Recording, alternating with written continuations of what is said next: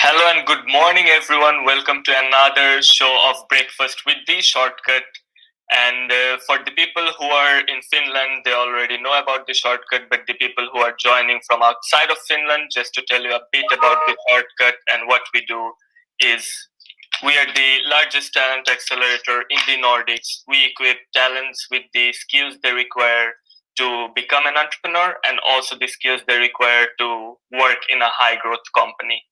And today we have our special guest, Chester Elton, with us. And I would give the floor to you to tell a bit about yourself, because I think everyone knows about you, but for the few people who doesn't know about you, would you introduce yourself to them? Sure. I'm Chester Elton. I'm a proud Canadian. Grew up in Vancouver, British Columbia. Together with my writing partner, Adrian Gostick, for 20 years, we've been studying culture and leadership. And our most recent book that we published in March of this year is Leading with Gratitude. So we've had 5 New York Times bestsellers, 7 Wall Street Journal bestsellers. We've sold 1.6 million copies of our books, and they're in 30 languages. So we're delighted to be here today to talk to you a little bit about leadership, which is always, the key element to any culture. The way a leader acts gives everyone else permission to act the same way. So delighted to be on your show, Akif. Thank you very much for being a part of this show. And I wanted to know, where did you start, getting interested in the concept of leadership and how you became, passionate about this? Yeah, it's interesting. I think whenever you've worked for any length of time in any business, you understand that leadership is really key. I often say there are very few differentiators left in business. And I think it really boils down to 2. Leadership, you can never have too many good leaders, and culture, because culture is hard to replicate, and it's that emotional connection to work. And so our work around culture naturally led us to how do the best leaders create a culture of belief that drive big results. And so we've been fortunate to have a database of well over 1 million engagement surveys that we mine, along with over 80,000 motivators assessment, which is our proprietary measure, along with interviews of at this point hundreds of top line leaders. And what is it that they do that creates these remarkable cultures and these remarkably productive companies? And also, to go a bit more on leadership, would you say it is a characteristic that is innate in people, or can people grow this skill over time? I think the best leaders are students of leadership. I think there clearly are people that their inclination is a little more to lead, and yet I've never met a great leader that didn't really study the subject, that had great mentors, that took time to read books on leadership, to watch other leaders and take their best attributes and incorporate them into their style. So, it's a little bit of both. I would say that, though, it is definitely a skill that can be learned and can be taught. And I think there's this debate on management versus leadership. What is the difference about that, and how do they differ in each other? So what would be your take on what are the differences between management and leadership? Well, I think managers, manage the work. You get the work done. You're more process driven. I think leaders have that vision of what can be. That the aspiration and the inspiration to go above and beyond. So, yes, I think there's definitely a difference between managing a process and leading an organization. And also, you mentioned, some attributes of, important values that you demonstrate as a leader. Also, with your book, Leading with Gratitude. So would you explain more on that? What would be some of the attributes of a great leader? Great question. As we started to really take deep dives into culture and teams and so on, and the best leaders that we had the opportunity to interview and get to know quite well in many cases, it was never lost on us that there was this thread of gratitude. That it's often seen as a soft skill and a nice to have. Oh, if people like coming to work, if they like their leader, that's a nice to have. That's a soft skill. Well, what you find very quickly is it's very much a must have And it's a hard skill because people are complicated, right? It's not, say, I love mankind. It's people I can't stand, So what I love about the great leaders is that they can be very demanding and yet express a lot of gratitude at the same time. Ken Chenault was a leader that we were able to interview for our book, Leading with Gratitude. He'd recently retired as the head of American Express, a global financial company. And it's really interesting. He said, you don't want to be a gratitude Grinch, withholding gratitude is silly, particularly in hard times when people need that affirmation. They need to believe what they do matters, that they're making a difference. And when they make a difference, it's noticed and celebrated. This idea that if I'm expressing gratitude, I can't be demanding. Or if I'm demanding, then gratitude softens what I'm trying to do, or, it just doesn't make sense. So that was really a wonderful aha. And we call it the gratitude gap, that leaders often think, oh, I'm really good at this. And yet the people that report to them say, no, you're not. In fact, the numbers were 67% of leaders said, I'm above average in expressing gratitude and recognition. Only 23% of their direct reports agreed. So there is this gap. And we often get the question, well, can you express too much gratitude? The answer is no. No, you can't. Nobody goes home at the end of the day and said, I got too much gratitude today. Right? Couldn't get anything done. Too much celebration, too many parties. Yeah, I think that would be also subjective in many ways for different people. That might be one reason. And also, because we also got into the challenges, what would be some challenges that leaders face on a daily basis? And how would you suggest them to overcome those challenges? Well, it's not just expressing gratitude, right? It's seeing where it needs to be expressed. So we divvied up the 8 best practices into seeing and expressing. And one of the stumbling blocks I think a lot of leaders have is they don't ask and solicit input. Particularly newly anointed leaders, newly promoted leaders, where they feel like they've got to be the smartest person in the room all the time. Where, really, by themselves, they probably are pretty smart. And yet, as a collective, you can be Einstein, right? Yeah. And so this idea of asking and soliciting input, I think particularly now during COVID, where you've got a more disjointed team or culture. You've got some people are coming into work on the assembly lines or production lines, whatever it might be. And yet you've got a lot of the managers and executives working from home. So you don't have that ability to just stop in and say hi to somebody or pull somebody in, right? So this idea of consciously and with discipline and intent, reaching out to people and asking their opinion. I love the simple questions. How are you doing today? How can I help? What do you think about this? Well, what are your thoughts around solving this particular problem or going to market with this particular product? Those kinds of questions are very inclusive for people. And so asking and soliciting input from your team, from your organization, it can often be a stumbling block for leaders.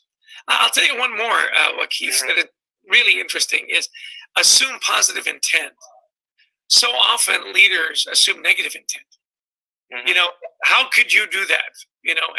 And when someone admits a mistake or brings up a problem, their initial reaction is to punish those people. As opposed to, you have a problem, you are not the problem, let's solve the problem as a collective. One company that does this really well is WD-40. Are you familiar with WD-40? Yeah, I think I've heard, but I'm not familiar with the works they do. So it's a lubricant. It's the yellow lubricant. Okay. Yeah. Now I'm much more familiar with it.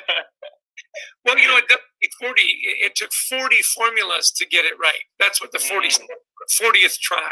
Interesting. So you say, well, did they make 39 mistakes? You say, well, what they had was 39 learning opportunities to get to the 40th formula. So in their culture, and they call it a tribe, the really wonderful CEO, Gary Ridge, he said, we have these learning moments. So don't worry about making a mistake. Let's find what we can learn from that, hopefully not repeat it, and move on.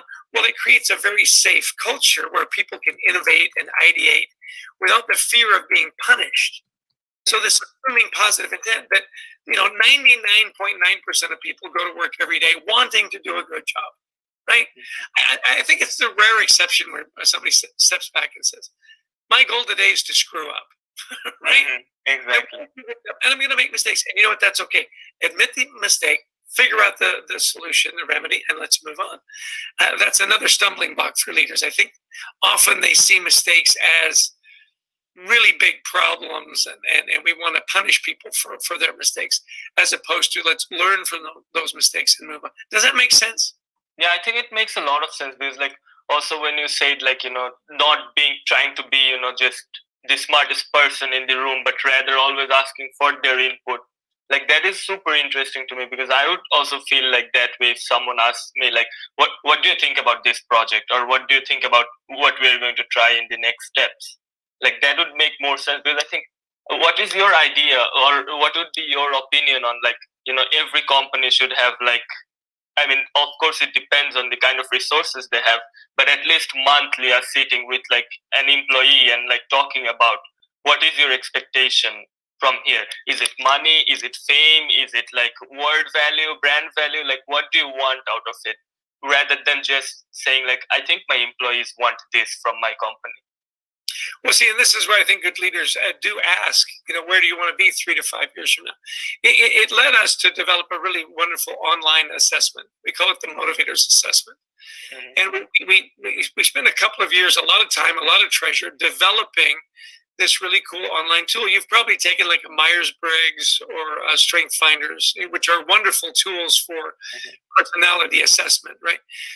We saw a gap in that sometimes what you're really good at isn't necessarily what you're passionate about, right? So we wanted to develop an assessment, and we did it with the folks that developed the Emotional Intelligence 2.0, Gene Graves and Travis Bradbury. So third-party vetted, wonderful assessment, and it rank orders your motivators in the workplace. To your point, is it money? Is it prestige? Is it social responsibility? Is it family? Is it teamwork? Is it developing others, and so on? Once you know those, you're much more able to have meaningful conversations, to recognize and express gratitude in meaningful ways. In fact, for your listeners, if you're interested, I'd like to offer it to you. We sell it every day for $40. If you'd be interested in taking the assessment, all you have to do is email Christy at thecultureworks.com. You can put it in your show notes. Yeah, I will put it in below. At thecultureworks.com, and we'll send you a free code on the website. And I think that's always helpful for leaders. To thine own self be true. It's very Shakespearean, right? If you know what your motivators are, you're much more likely to appreciate what motivates people on your team and put them in a place where they can succeed. So, great leaders ask the questions. They're very intentional about it. They do it often. You said, at least once a quarter. Well, with new employees, it may be once a week, and then, once every 2 weeks, and then once a month, depending on the relationship you've got to build. Clearly, having some kind of data and mechanism, like a motivators assessment, is a wonderful tool that gives you those kinds of insights, and you can sit down and discuss them. Does this sound like you? What motivators do you and I have in common? Where do we have some diversity, which we always are looking for? And where do we have areas where we might disagree? Money is really important to you. It's not important to me. That could be an area of disconnect. So I think the good leaders, are very careful about focusing on their employees, knowing what their key motivators are, where they want to be 3 to 5 years, and how they can help them get there. To me, those are the great leaders that develop not just better workers, better people. Wow, that is amazing, because like if you think about it, I was also thinking like all this time that every company has like, we are customer oriented and we are like customer first company. There should be also like this another pillar where there should be like, we are employee oriented and we are like employee first company. So satisfying our employees first is the most important, then going to the customers. Oh, it's absolutely the right order. It's employees, customers, community. Mm-hmm. There's no question. I mean, you can't have dysfunctional employees. Now think about it. The old school was the customer's always right. Well, does that mean your employees are always wrong? And what kind of a culture is that? Do I want to join a culture where no matter what I do, I'm going to be wrong and the customer's going to be right? Absolutely not. If you take care of your people, that ripple effect to your customers is remarkable. And I'll give you a real case study, a real-time study right now. We do a lot of work with a restaurant company here in the States called Texas Roadhouse. It's a steakhouse. It's a party in a box. Like, you go in there and it's loud music and food made from scratch and, hand-cut steaks and ice-cold beer and margaritas. I mean, it's a party. Well, COVID hits, they've got to shut them all down. They have 600 restaurants, almost 80,000 employees. And right from the get-go, when they closed all those restaurants, in the U.S., I think almost 8 million people lost their jobs that were in the restaurant industry. Texas Roadhouse immediately came out and said, we're not laying anybody off. The CEO gave up his annual salary, well over $1 million, put it in the employee relief fund, and said, the first thing we're going to do is we're going to keep our employees safe. They bought up all the masks, all the gloves, all the goggles, all the disinfectant. And they said, together, we're going to figure this out. They lost well over 85% of their revenue within weeks. And yet, within 4 weeks, they were profitable again because the employees rallied around the cause. They knew that their company was taking care of them. How could they not take care of the company as well as their customers? It's a remarkable story, not just for the restaurant industry, for business, to make sure you've got your priorities straight. The employees absolutely come first, then the customers, then the community. And if you don't get that right, you're headed for trouble. That is actually such a powerful story. Like, that's just amazing. And I think like every company should learn like from these kind of things, because it's just not one industry. It can be applied to every single industry for every single business. And I think you also talked about all of these changes due to the COVID. And what would you, because I think it's a big characteristic of any leader to like lead through changes. So what would be your suggestion for the leaders who are currently in this pandemic and who are suffering to like manage their team in general? Yeah, I think two things immediately come into play. And we saw it when WD-40 went through their crisis in the last recession. We did a deep dive on the Ford Motor Company when they almost went bankrupt in 2008, 2009. And certainly Texas Roadhouse. Two things have to happen immediately. One is communication has to accelerate.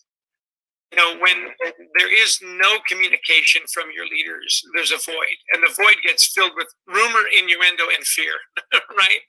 And so what happened with Texas Roadhouse is they had daily meetings first thing in the morning, daily meetings. Here's what we're doing. Here's where the supply chain is. Here's where the masks are. Here's opportunities in your markets. Here's what they're doing up in Maine. Here's what you can be doing in Indiana, right? So communication has to go up, because you never want that void to get filled with fear. Secondly, is gratitude has to go way up. People need that assurance that these little wins along the way. We got enough masks. We finally were able to figure out curbside food, and on, right? So communication goes way up, gratitude goes way up. And when you think about it, what better way to communicate the value of your people than simple expressions of gratitude? And it can be as simple as you're all on a Zoom call and you call somebody out, or they have alley rallies at Texas Roadhouse. They start the day saying, hey, who's been seeing great stuff that wants to call somebody else on the team? Often as we think that the appreciation or gratitude is top down.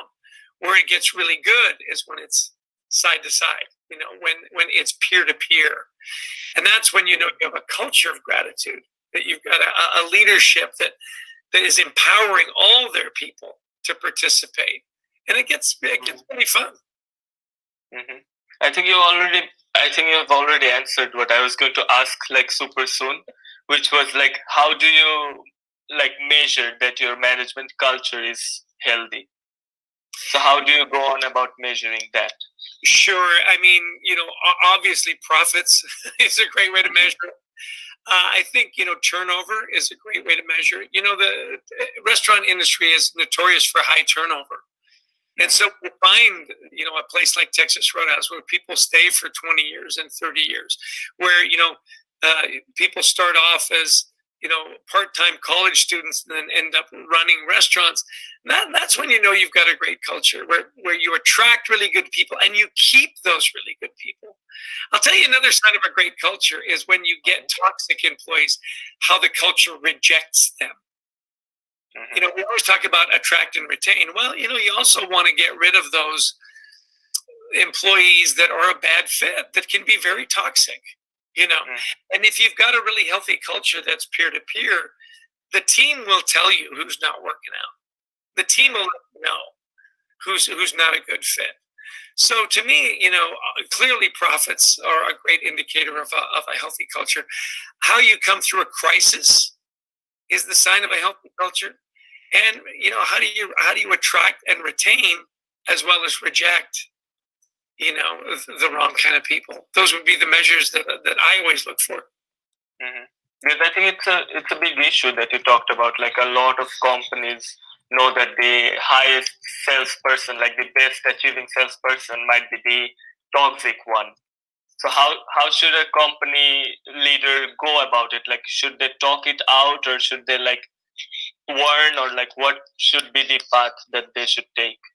Well, you've got to be true to your values. And you can have a ridiculously productive, salesperson. If they're crushing everybody around them, it's not worth it. And often you find, well, manage around them, manage the talent.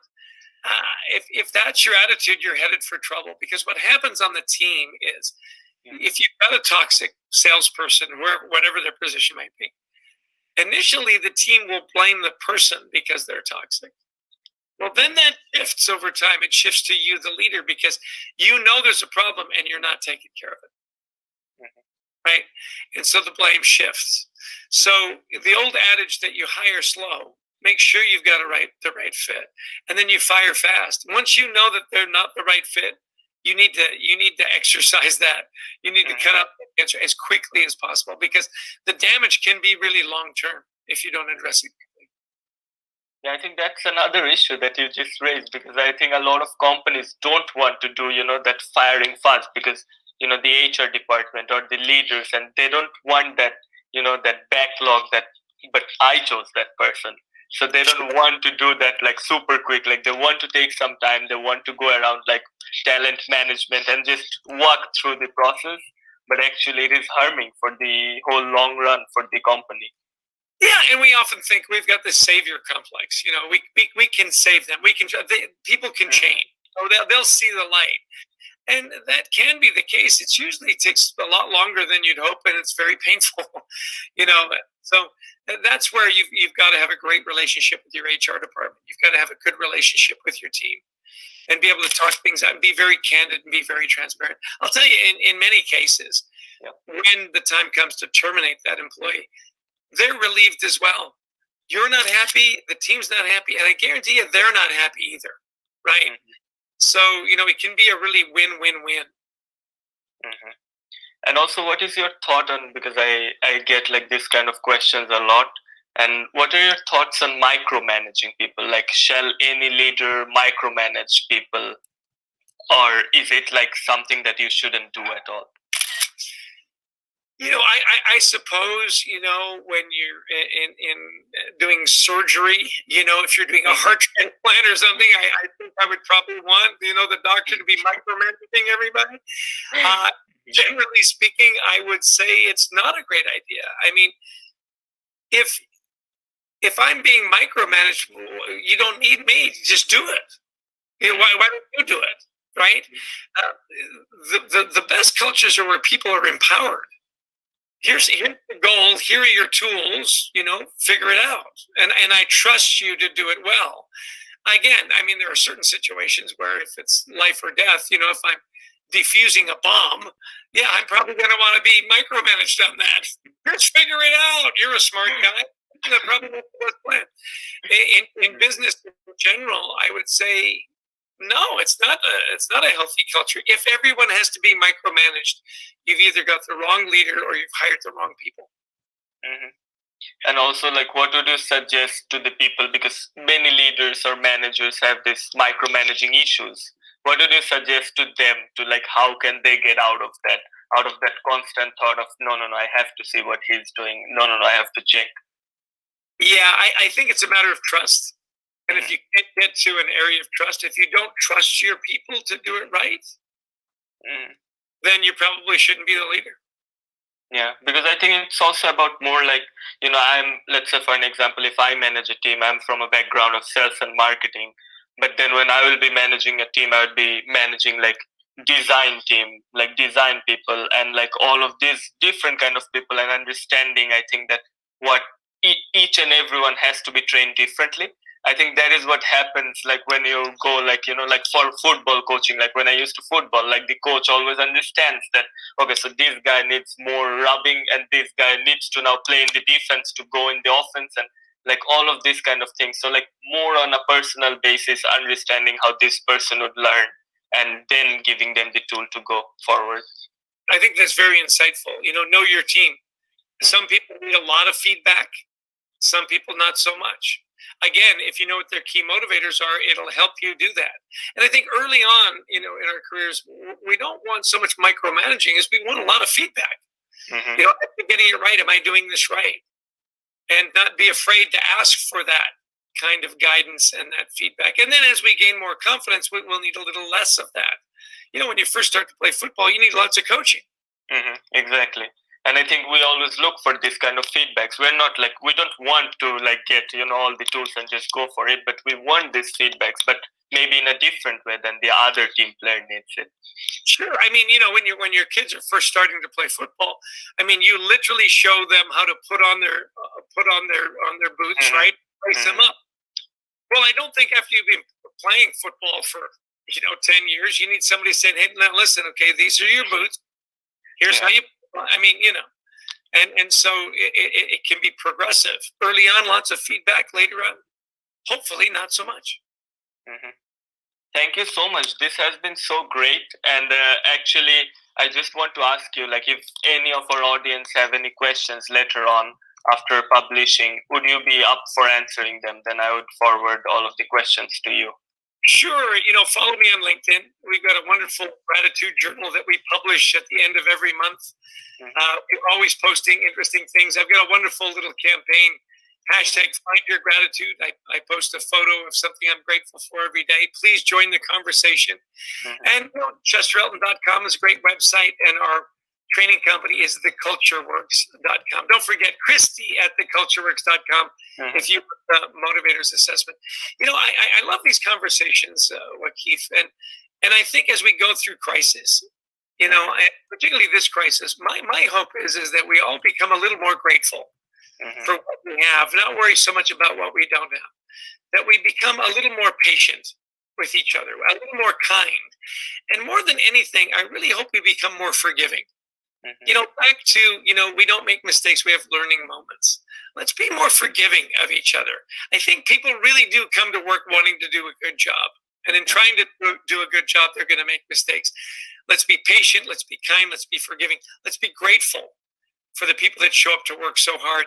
And I think if you incorporate that into your leadership style and into your culture, it's not just a better way to manage and lead. It literally is a better way to live. And that's what I would hope for your listeners and your viewers. Thank you so much. And that is actually great because, you have every business guru or everyone talking about these different topics and all like, how do you make more money? How can you jump into this finance? How can you have your own financial management and all of these things? But when people like you who are already so much successful and being so much in the industry talk about kindness, gratitude, I think that is really a motivator for young people like me and also for people who are in the business and doing the business for so long. Well, that's the nicest thing anybody said to me all day today, so thank you. Thank you very much. And I would forward all of the questions that I get to you, and I hope that whenever you have free time, you would be up for answering them. Thank you so much. Have a great day, and I hope to see you again soon. Call me anytime. This has been delightful. Thank you so much. Thank you. Have a great day. Thank you.